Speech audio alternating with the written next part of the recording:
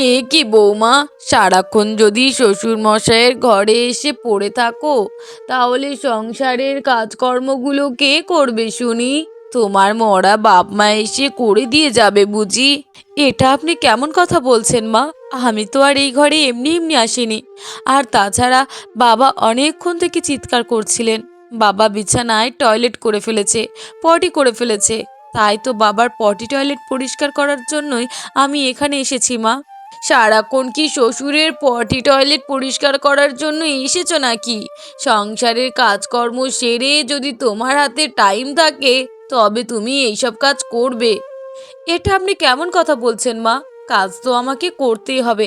আর তাছাড়া বাবা যদি বিছানা নোংরা করে ফেলে, এমন নোংরা বিছানার উপরে বাবাকে কেমন করে রাখবো বলুন তো?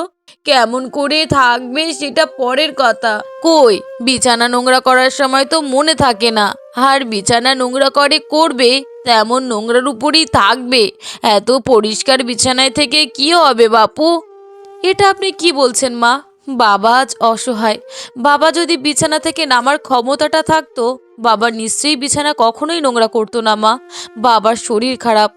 বাবা তার হাত পায়ের ক্ষমতাটুকু হারিয়ে ফেলেছেন। তাই তো বাবা সব সময় বিছানায় থাকেন।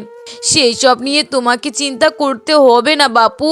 আর এই লোকটাও হয়েছে একখানা জিনিস, মরেও না। সেই যে কবে থেকে বিছানায় পড়ে আমাকে জ্বালিয়ে যাচ্ছে, আর ভালো লাগে না। এই বলে শর্মিষ্ঠা দেবী সেখান থেকে চলে যায়। বাবা, আপনি একটুও কষ্ট পাবেন না। আসলে মা একটু এমনই।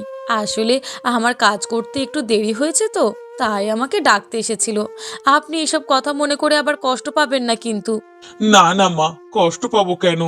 আমার তো এগুলো শুনে অভ্যাস হয়ে গেছে। আমাকে যতদিন বাঁচতে হবে ততদিন আমার স্ত্রী আর মেয়ের থেকে এমন কথা আমাকে শুনতে হবে। তাছাড়া এই জীবনে আমি আর কখনো সুখ পাবো না মা। এটা আপনি কেমন কথা বলছেন বাবা? আমি আছি না? আমি তো আপনার মেয়ে। আমি আপনাকে দেখভাল করব, আপনার যত্ন নেব। মারে, তুমি তো আমার বৌমা। আমার নিজের মেয়ে পর্যন্ত আমার কাছে আসতে ভয় পায়। এমনভাবে তারা শ্বশুর বৌমা কথা বলতে থাকে। যত জ্বালা আমার, বাড়ির কাজ কাম ফেলে রেখে সারাক্ষণ শুধু শ্বশুরের আদিক্ষেতা, আর ভালো লাগে না। কি হয়েছে মা? তুমি এত চিৎকার চেঁচামেচি কেন করছো? নিশ্চয়ই বৌদি কিছু করেছে, তাই না? করেছে মানে? সারাক্ষণ শুধু শ্বশুরের ঘরে পড়ে আছে। আচ্ছা, শ্বশুরের ঘরে যদি সারাক্ষণ পড়েই থাকবে তাহলে বাড়ির কাজগুলো কে করবে? এই তো রান্না করতে করতে প্রতিদিন 3টে বাজিয়ে ফেলে। 3টের সময় যদি আমাদের ভাত খেতে দেয় তাহলে আমাদের শরীর খারাপ করবে তো নাকি? হ্যাঁ মা, আমিও তো এই কথাটা বলতে চাইছি। বৌদি প্রতিদিন রান্না করতে দেরি করে, আর আমাদেরও খেতে অনেক দেরি হয়ে যায়। এমন করে যদি খেতে থাকি তাহলে আমাদের তো স্বাস্থ্যের অবনতি হবে মা। তা না হলে আর কি বলছি, আসুক আমার ছেলেটা, তারপর যা বলার আমার ছেলেকেই আমি বলবো।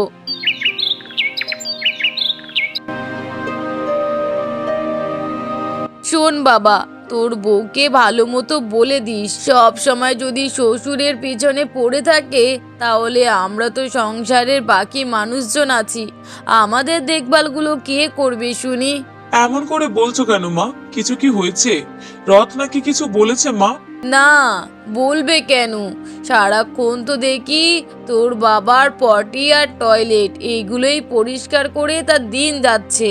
তাহলে ওগুলো করতে করতে আমাদের সংসারের কাজকামগুলো করতে যে বেলা 3টে বাজিয়ে দেয়, সেই দিকে কি তোর চোখ পড়ে না বাবু?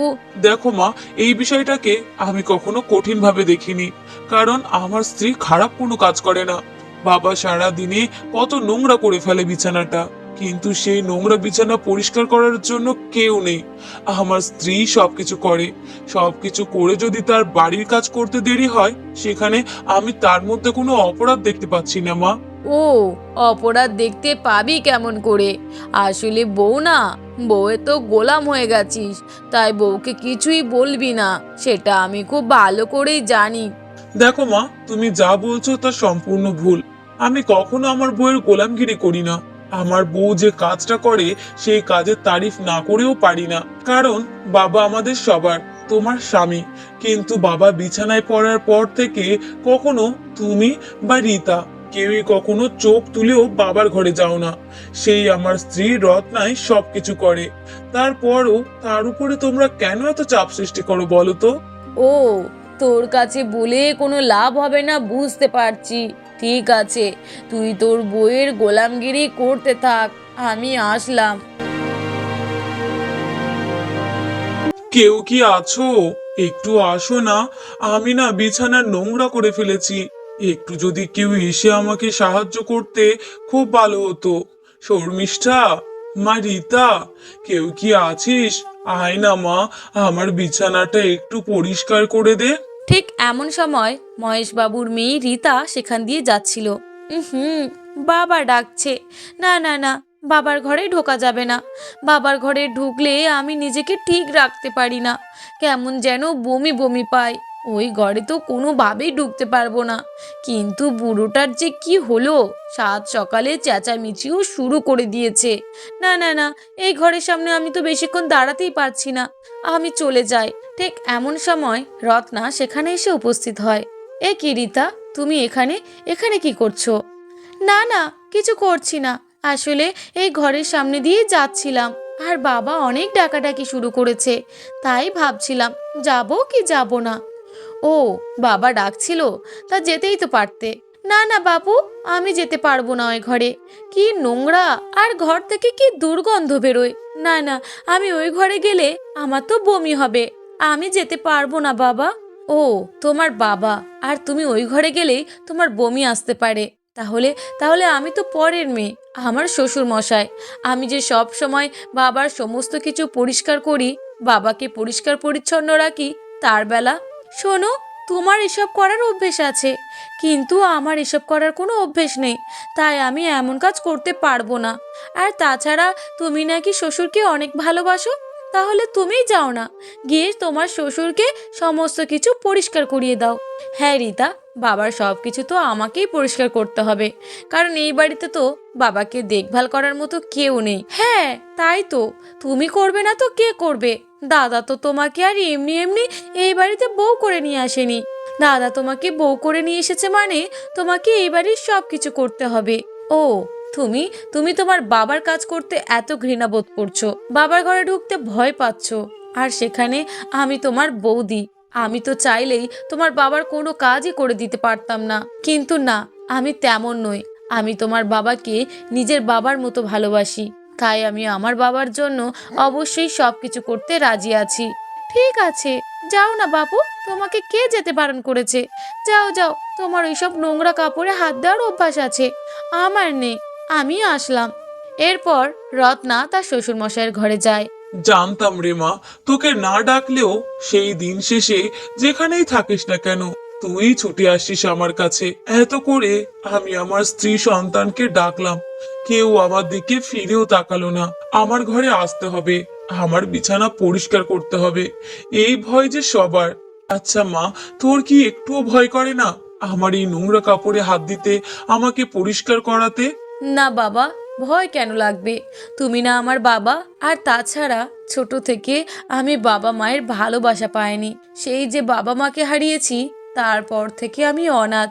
আর এই বাড়িতে বিয়ে করে আসার পর থেকে আমি একটা বোন পেয়েছি, মা পেয়েছি, বাবা পেয়েছি, আর সেই বাবা অসুস্থ। অসুস্থ বাবাকে কেন ভালোবাসবো না বলো তো? আজ তুমি যদি আমার নিজের বাবা হতে, তাহলে কি আমি পারতাম তোমাকে ফেলে চলে যেতে? হ্যাঁ রে মা, পারে, অনেক মেয়ে পারে নিজের বাবাকে এমন অবস্থায় ফেলে যেতে। কারণ আমার মেয়ে দরজার বাইরে থেকে আমাকে না দেখার ভান করেই চলে গেল, কারণ এই ঘরে ঢুকলে তাকে যে সবকিছু পরিষ্কার করতে হবে, তাই সে করবে না, আমাকে রেখে চলে গেল রে মা। ওসব তুমি ছাড়ো তো বাবা, রীতা ছোট মানুষ, হয়তো এসব করতে ভয় পায়, তাই হয়তো আসেনি। তবে এই বাড়িতে যখন আমি আছি, সেহেতু আপনার সেবা যত্ন নিয়ে কাউকে ভাবতে লাগবে না। আমি আছি, আপনার মেয়ে, আমি আপনার সেবা যত্ন করব বাবা। এমনভাবেই রত্না তার শ্বশুরকে সেবা যত্ন করতে থাকে, আর সেটা তার শাশুড়ি এবং ননদের পছন্দ হয় না। তারা মনে প্রাণে চায় যেন রত্নার শ্বশুর খুব শীঘ্রই মারা যায় এবং তার সমস্ত বিষয় সম্পত্তি তারা মা মেয়ে ভোগ করতে পারে। আচ্ছা রত্না, তোমার সারাদিনে অনেক পরিশ্রম হয় তাই না? না না, আমার পরিশ্রম কেন হবে? তুমি বললেও কি আমি বিশ্বাস করব যে সারাদিন তুমি কোনো পরিশ্রম করো না? আসলে তোমার কপালটাই এমন গো। তুমি তুমি বিয়ের পর থেকে এখনো পর্যন্ত কোনো সুখ পেলে না। সব সময় শ্বশুরকে সেবা যত্ন করতে হয়, তারপরেও শাশুড়ি থেকে ভালো কথা শোনার বিনিময়ে তোমাকে শাশুড়ির মুখ শুনতে হয়। এর থেকে খারাপ কপাল আর হয়তো কারোর হয় না। না গো, আমি এসব বিষয় নিয়ে কিচ্ছু মনে করি না। মা মায়ের মতো বলতে থাকে, তাই বলে যে আমি মায়ের কথায় কিছু মনে করব এমনটা নয়। সত্যি রত্না, তোমাকে দেখি আর আমি অবাক হয়ে যাই। কেমন করে পারো বলো তো সারাদিনে শাশুড়ির এত কথা শোনার পরেও সব কিছু মেনে নিয়ে সেই শাশুড়ি মায়ের নামে ভালো কথা বলতে? আসলে কি বলো তো, ছোট থেকে বাবা মা পাইনি তো, তাই তোমার বাবা মাকে নিজের আপন বাবা মায়ের মতো ভালোবাসি। বাবাকে নিজের বাবা মনে করি, তাই তো বাবাকে সেবা যত্ন করতে আমার একটুও খারাপ লাগে না। মাকে নিজের মা মনে করি। মা আমাকে একটু বকাঝকা করলেও মা তো মাই হয়। মা কখনো নিশ্চয়ই আমার খারাপ চাইবে না। দেখো, তুমি ব্যাপারটাকে যতটা সহজভাবে নিচ্ছ, ব্যাপারটা কিন্তু ততটাও সহজ নয়। আমার মা কিন্তু মোটেও তোমার ভালো চায় না। আমার মা কিন্তু তলে তলে তোমার খারাপই চায়। তোমাকে দিয়ে সব কাজ করাতে চায়, অথচ নিজের বিয়ে উপযুক্ত একটা মেয়ে আছে, তাকে দিয়ে কোনো কাজ করায় না। আর তারপরে গেল বাবার কথা, বাবার ঘরের দিকে কখনো চোখ তুলেও তাকায় না। সে যাই হোক, ওসব নিয়ে আমি ভাবি না। বাবার জন্য কেউ থাকুক আর না থাকুক, আমি আছি। যতদিন আমি বেঁচে আছি, আমি বাবার অযত্ন কখনো হতে দেব না। এমনভাবেই তারা স্বামী স্ত্রী কথা বলতে থাকে। বেশ কিছুদিন পর শোনো না শর্মিষ্ঠা, আমার শরীরটা খুব একটা ভালো নেই। আমি না বিছানা নোংরা করে ফেলেছি। তুমি কি আমার বিছানাটা একটু পরিষ্কার করে দেবে শর্মিষ্ঠা? কি বলছো? তোমার বিছানা আমি পরিষ্কার করব? এক, ছি! তোমার বিছানায় আমি তো হাতই দিতে পারি না, পরিষ্কার তো দূরের কথা। আমার রত্নামা যে বাড়িতে নেই, বাবার বাড়িতে গিয়েছে একটা দিনের জন্য। তুমি কি পারবে না এই একটা দিন আমার বিছানাটাকে পরিষ্কার করে দিতে? ছি ছি ছি! তোমার বিছানা আমি পরিষ্কার করব? না না, কখনো না। তুমি বিছানায় যেমন নোংরা আছো তেমন নোংরাই থাকো। তোমার বৌমা যখন আসবে সে না হয় পরিষ্কার করে দেবে, আমি পারবো না বাবা। এমন করো না। আমি এমন নোংরার উপরে আর থাকতে পারছি না। সকাল থেকে কতবার নোংরা করে ফেলেছি। আমার নিজেরই শরীরটা খারাপ লাগছে। করে দাও না শর্মিষ্ঠা। না না না, আমি পারবো না। বিছানা যেমন নোংরা করেছো তেমন নোংরাই থাক। আমি আসলাম বাবা, এই ঘরে তো ঢোকাই যাচ্ছে না। এরপর শর্মিষ্ঠা ওই ঘর থেকে চলে যায়। দুপুর গড়িয়ে বিকাল হয়ে যায়। রত্না তার শ্বশুরমশাইয়ের কাছে আসে। এ কি মা, তুই তুই চলে আসলি যে? হ্যাঁ বাবা, আমি চলে এসেছি। আমার যে আমার যে ওই বাড়িতে মন টিকছে না। তোমার জন্য বড্ড চিন্তা হচ্ছিল, তাই তো চলে আসলাম। মারে, এই বাড়িতে হয়তো তুই ছাড়া আমার আপন কেউ নেই। তুই আমার রক্তের সম্পর্ক না হলেও রক্তের টানের থেকেও বেশি কাজ করিস মা। দেখুন বাবা, ওসব ছাড়ুন তো। আমি তো আপনার সেবা যত্ন করার জন্য আছি। আর আপনাকে তো বলেছি, আমি যতদিন আছি আপনার সেবা যত্নের কোনো ত্রুটি হবে না। কিন্তু মা, তুই যে একদিনের জন্য বাবাদের বাড়িতে গেলি, তাহলে চলে আসলি যে? দেখো বাবা, একদিনের জন্য গিয়েছি ঠিক কথা, কিন্তু তোমাকে ছাড়া একদিন কেমন করে থাকবো? আর তাছাড়া আমি চলে গেলে যে তোমাকে অপরিচ্ছন্নই থাকতে হবে বাবা। আর এই বাড়িতে কেউ নেই যে তোমাকে পরিষ্কার করিয়ে দেবে। আর বাবার বাড়িতে থেকে কি করব বলো তো? কি আছে আমার যে আমি ওই বাড়িতে থাকবো? তাই তো তোমার জন্য আমি চলেই আসলাম। হ্যাঁ রে মা, আমি যদি বিছানায় পড়ে না যেতাম, তাহলে কখনো আমার স্ত্রী সন্তানের আসল রূপ দেখতে পেতাম না। পর যে এত সহজভাবে আপন হতে পারে তা কখনো বিশ্বাসই করতে পারতাম না। কি ব্যাপার বলো তো? তুমি যে কবে থেকে আমার বলে আসছো বাবা এইবার পটল তুলবে। কই, পটল তুলবে পটল তুলবে বলে তো এখনো পর্যন্ত মরলই না। মরবেটা কবে মা? সত্যিই তো মা, আমি তো ভেবেইছিলাম তোর বাবা হয়তো আর বেশি দিন বাঁচবে না, কিন্তু এতদিন কিভাবে বেঁচে আছে কে জানে। আসলে কি বলতো, তোর বাবার হচ্ছে কই মাছের প্রাণ, তাই এত সহজে মরছে না। কি করা যায় মা? বাবা যতদিন বেঁচে আছে ততদিন তো বাবার থেকে কোনো সম্পত্তি তোমার বা আমার নামে করতে পারছি না। বাবা মরে গেলে তবেই বাবার সমস্ত সম্পত্তি আমরা হাতিয়ে নেব মা। হ্যাঁ রে মা, সেই চিন্তায় তো আমি আছি। তোর বাবার সব কিছু আমি আর তুই নেব, আমার ছেলেকে কিচ্ছু দেব না। হ্যাঁ মা, ওকে দেওয়ার দরকার নেই। ও কি আমার আপন ভাই নাকি যে ও আমাদের সমস্ত সম্পত্তিতে ভাগ নেবে? হ্যাঁ, সেই জন্যই তো বলছি, তোর বাবার যা কিছু আছে সব তুই আর আমি ভোগ করব। এছাড়া আর কাউকে ভাগিদার আমি হতে দেব না। হ্যাঁ মা, সেটাই হবে। কিন্তু কি করা যায় বলো তো? বাবা আর কতদিন বাঁচবে? মরলেই তো বাঁচি।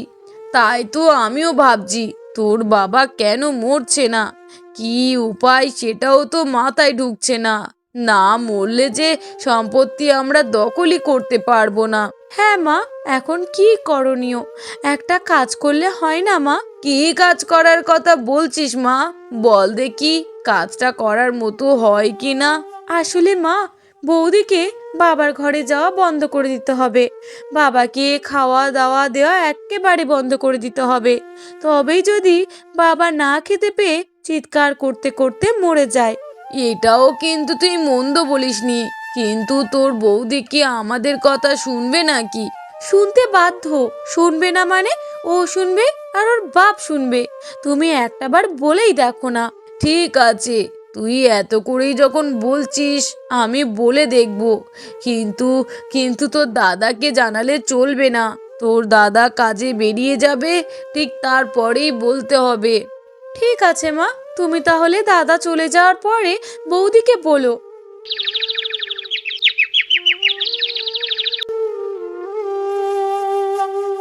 তোমাকে যে কথা বলার জন্য এখানে এসেছি, তোমাকে আজ থেকে আমি বারণ করে দিচ্ছি, তুমি তোমার শ্বশুর মশাইয়ের ঘরে ঢুকবে না, শ্বশুর মশাইকে কোনো খাওয়া দাওয়া দেবে না। এটা আপনি কি বলছেন মা? বাবার ঘরে ঢুকবো না মানে? আর তাছাড়া বাবাকে খেতে দেবো না কেন মা? সে কৈফিয়ত আমি তোমাকে দেব না। যে কথা বলেছি সেই কথাটা ভালো করে মনোযোগ দিয়ে শোনো। আজ থেকে যেন ওই ঘরের ত্রিসীমানায় আমি তোমাকে না দেখি। তোমার শ্বশুর মশাই ওইভাবে থাকতে থাকতে ধিকে ধিকে মরবে, তোমার শ্বশুর মশাইকে আর বাঁচানো যাবে না। না না মা, আপনি এমনটা করতে পারেন না। বাবাকে এইভাবে আপনি বিপদের মুখে ফেলতে পারেন না মা।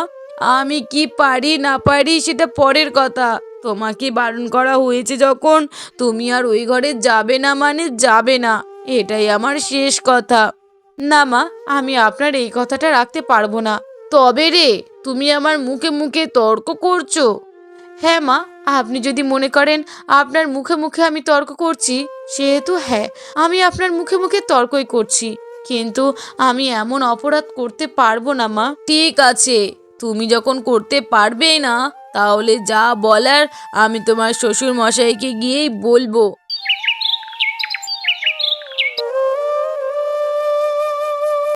শোনো, তোমাকে যে কথাটা বলার জন্য এসেছি, তোমার যা কিছু সম্পত্তি জমি জায়গা আছে তুমি সবটা আমার আর আমার মেয়ের নামে করে দাও। কি বলছো? আমার সম্পত্তি তোমাদের নামে?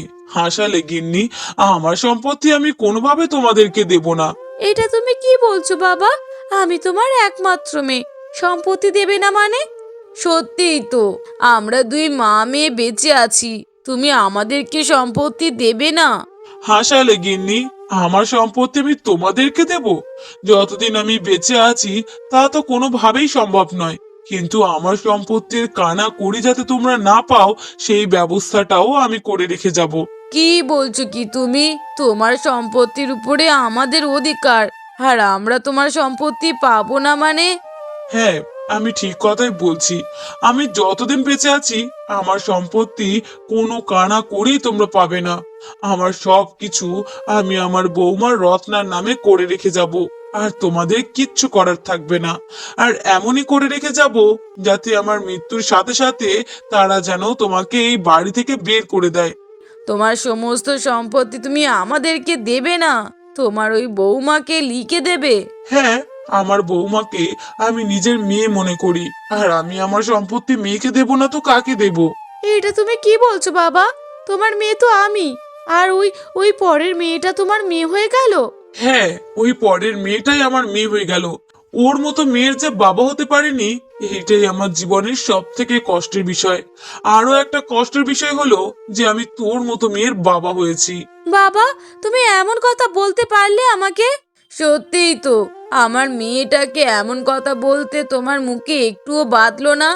না, আমার মুখে একটুও বাঁধলো না। আমি সমস্ত কিছু আমার বৌমার নামে করে রেখে যাব, যাতে ভবিষ্যতে তোমরা আমার ছেলে বৌমার উপরে কোনো অত্যাচার করতে না পারো। আর সেই ব্যবস্থাই আমি করব। তবে রে, বুড়োর তো দেখি বিশাল সাহস, আমাদের নামে কিছু না দিয়ে সব বৌমার নামে দেবে। হ্যাঁ, সবকিছু আমি আমার বৌমার নামে দেব, তোমরা কানা করিও পাবে না। ঠিক আছে, তাহলে দেখি কতদিন তোমার বৌমা তোমাকে এইভাবে সেবা যত্নে আগলে রাখতে পারে, আর আমিও এর শেষ দেখে ছাড়বো। এরপর শর্মিষ্ঠা দেবী তার স্বামীর ঘরে তালা বন্ধ করে নিজের কাছে রেখে দেন, কোনোভাবেই তার বৌমাকে সেই ঘরে যাতে ঢুকতে দেওয়া না যায়। এমনভাবে বেশ কয়েকদিনের মধ্যে মহেশবাবু না খেতে পেয়ে মারা যান। শোন বাবা, তাহলে তোকে একটা কথা বলি। তোর বাবা মরে গিয়েছে, তার মানে সমস্ত সম্পত্তি আমি আর আমার মেয়ে ভাগীদার। তোরা কেউ এই সম্পত্তির ভাগীদার নোস। তাহলে আজ থেকে এই বাড়ি ঘর আমার কথা মতো চলবে। কি বলছো মা, সম্পত্তি তোমাদের নামে? না মা, তুমি ভুল করছো। কারণ বাবার মৃত্যুর আগে তার সমস্ত বিষয় সম্পত্তি রত্নার নামে করে দিয়েছে।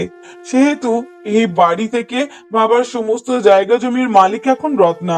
সেহেতু বাড়িটা এখন রত্নার কথা মতোই চলবে।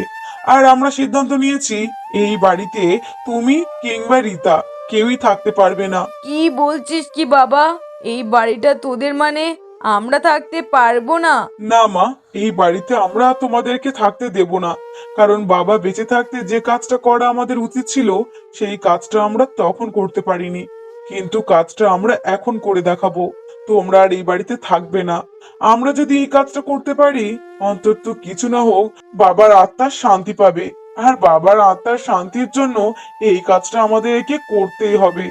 না না বাবা, তোরা এমন করিস না। আর সমস্ত সম্পত্তি তোদের নামে কি করে জানলি তোরা? আসলে মা, বাবা যে রত্নার নামে সমস্ত সম্পত্তি লিখে গেছে তার কাগজ আমাদের কাছে আছে। সেহেতু এর থেকে বড় প্রমাণ আর কিছুই হতে পারে না। আর আমরা চাইবো তোমরা আর বেশিক্ষণ এই বাড়িতে না থাকো। তোমরা খুব শীঘ্রই জামা কাপড় গুছিয়ে এই বাড়ি ছেড়ে চলে যাও। বুড়োটা মরলো তো মরলো, আমাদেরকে একেবারে ফাঁসিয়ে রেখে চলে গেল। ছি মা, এখনো তোমাদের লজ্জা নেই? তুমি এখনো এমন কথা কি করে বলতে পারছো আমার মরা বাপের নামে? তোর মরা বাপের নামে বলবো না তো কি বলবো? বুড়োটা আমাদেরকে এইভাবে যে জলে ভাসিয়ে চলে যাবে তা আমরা বুঝতে পেরেছি নাকি?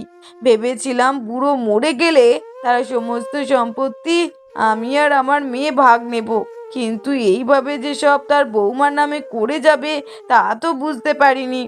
ঠিক আছে মা, বুঝতে পারোনি যখন, এখন তো বুঝতে পারছো। সেহেতু তোমরা আর এই বাড়িতে থাকতে পারবে না। আর এটাই রত্নার শেষ কথা। তোমরা খুব শীঘ্রই এই বাড়ি ছেড়ে চলে যাও। রত্না, তুমিও কি তাই চাও যে আমরা এই বাড়ি ছেড়ে চলে যাই? হ্যাঁ মা, আমিও এটাই চাই।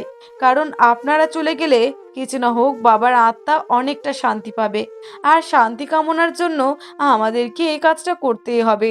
তোমরা এই বাড়ি ছেড়ে চলে যাও। এরপর শর্মিষ্ঠা দেবী এবং তার মেয়ে রীতা বাড়ি ছেড়ে চলে যায়।